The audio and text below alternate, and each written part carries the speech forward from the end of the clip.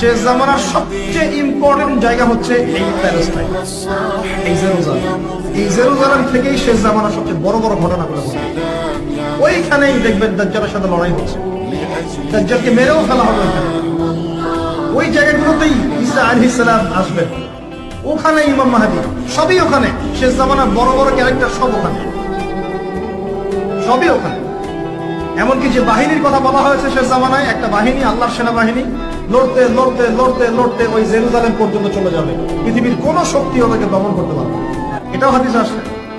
এমনকি এমনও হাদিস আসছে যে লা তুকাতিলুনাল ইয়াহুদ, তোমরা ইহুদের সাথে যুদ্ধ করবে, নবীজি বলেছেন। এমনকি কোন ইহুদ যদি, ওদের কোন যোদ্ধা যদি পাথরের বা গাছের পিছনে গিয়ে লুকায়, গাছ এবং পাথর কথা বলা শুরু করবে, ইয়া মুসলিম, হে মুসলিম, হে মুসলিম সৈন্য, ইন্না ওয়ারা'আল ইয়াহুদ তাআল ফাকতুলহু, আমার পিছনে একজন লুকিয়ে আছে, আসো একে